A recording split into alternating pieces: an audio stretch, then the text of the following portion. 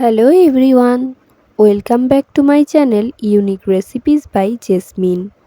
আজ কিন্তু আমি আপনাদের সাথে আমার খুবই পছন্দের একটি রেসিপি শেয়ার করতে চলেছি, আর সেটি হলো ফালুদা।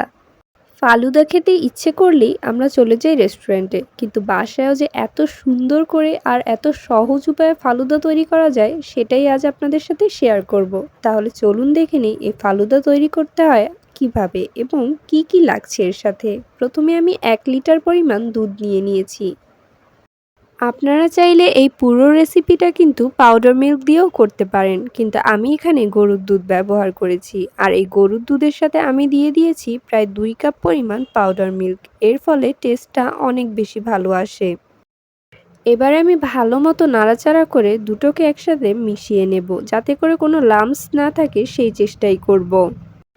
ভালো মতো মেশানো হয়ে গেলে এতে আমি দিয়ে দেব প্রায় হাফ কাপ পরিমাণ চিনি। এখানে চিনিটা অবশ্যই কম ব্যবহার করতে হবে, কারণ এর সাথে আরও অনেক মিষ্টি জিনিস অ্যাড করা হবে। দুধটা ফুটে যাওয়া অবধি এখন আমি অপেক্ষা করব। দুধটা ফুটার পর আবারও ফিরে আসছি। দুধে কিন্তু বেশ ভালোভাবেই বলক চলে এসেছে। এবার আমি অন্য একটি বাটিতে নিয়ে নেব প্রায় 2 টেবিল চামচ পরিমাণ কাস্টার্ড পাউডার। কাস্টার্ড পাউডারটাকে হাফ কাপ পরিমাণ পানি দিয়ে গুলিয়ে নিতে হবে। কাস্টার্ড পাউডারটা সরাসরি দুধের মধ্যে দেয়া যাবে না। সরাসরি যদি দিতে যাই তাহলে এটা দলা পেকে যাবে। তাই চেষ্টা করব অন্য একটি বাটিতে ভালো করে মিলিয়ে নিতে। একটি চামচের সাহায্যে কাস্টার্ড পাউডারটাকে পানির সাথে ভালোভাবে মিলিয়ে নিতে হবে। আর এ পর্যায়ে চুলার আঁচটা একদম লোতে রেখে দিতে হবে। আর এই লোতে রাখা অবস্থাতেই আমি কাস্টার্ড পাউডারটাকে ঢেলে দেব। চুলার আঁচটা কিন্তু এ পর্যায়ে একদমই হাই ফ্লেমে রাখা যাবে না। এক হাত দিয়ে আমি কাস্টার্ড পাউডারের মিক্সটাকে দুধের মধ্যে ঢালবো, আর আরেক হাত দিয়ে নাড়াচাড়া করতে থাকবো। না হলে এই মিশ্রণটা দলা পেকে যাবে, আর তখন এর টেস্টটা মোটেই ভালো আসবে না। কাস্টার্ড পাউডারটা দুধের মধ্যে দেওয়ার পরপরই লক্ষ্য করবেন যে দুধটা আস্তে আস্তে ঘন হতে শুরু করেছে। আর এই পর্যায়ে অনবরত নাড়াচাড়ার উপরে থাকতে হবে। আর হ্যাঁ, চুলাটা কিন্তু অবশ্যই লো ফ্লেমে রাখতে হবে। আপনারা যারা এখনও আমার চ্যানেলটিকে সাবস্ক্রাইব করেননি তারা প্লিজ আমার চ্যানেলটিকে সাবস্ক্রাইব করে দিবেন আরও নতুন নতুন মজাদার এবং সহজ রেসিপি পেতে।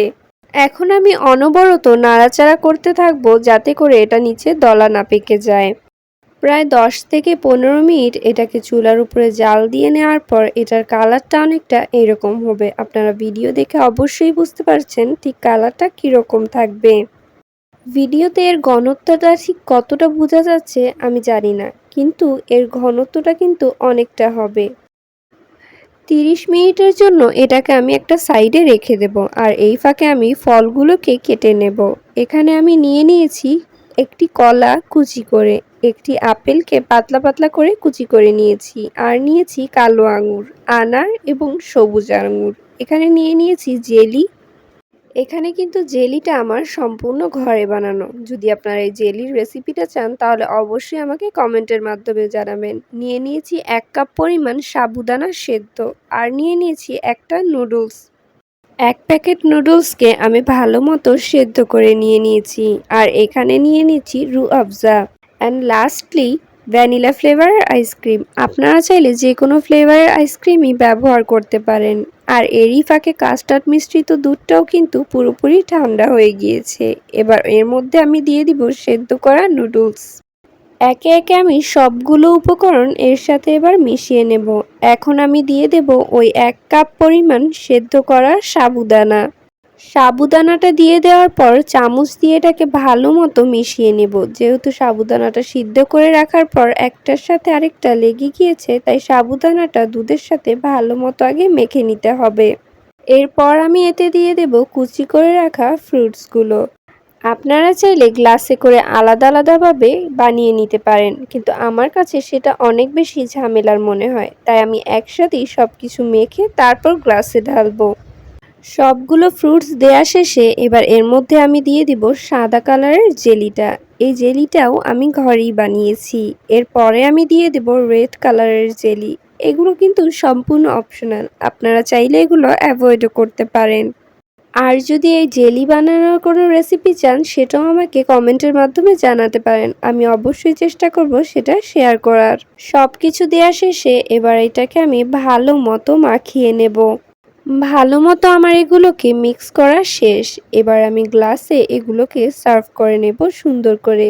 গ্লাসে করে উঠিয়ে নেওয়ার পর এর মধ্যে আমি এবার ভ্যানিলা আইসক্রিমগুলোকে দিয়ে দেব।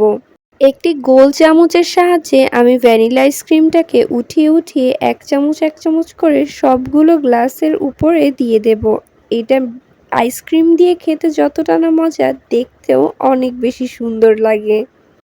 আর এই আইসক্রিমটা দেওয়ার সাথে সাথে ফালুদার টেস্টটা একদম পুরো পারফেক্ট হয়ে যায়। পুরো রেস্টুরেন্টের ফালুদার স্বাদকেও হার মানাবে। আপনারা বাসায় চেষ্টা করে অবশ্যই দেখবেন। এর উপরে আমি একটু ডেকোরেশনের জন্য দিয়ে দিয়েছি রুহ আফজা। রেসিপিটি পুরোপুরি ফলো করলে আপনি বাসায় খুব সহজে এই টেস্টি ফালুদাটি বানিয়ে ফেলতে পারবেন, কোনো ঝামেলা ছাড়াই। তাহলে আর দেরি কেন, আজই বাসায় তৈরি করে ফেলুন এই মজাদার ফালুদাটি আর সবাইকে তাক লাগিয়ে দিন।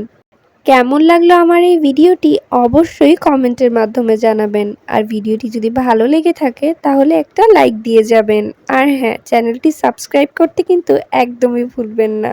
চ্যানেলটাকে সাবস্ক্রাইব করে অবশ্যই আমার পাশে থাকবেন।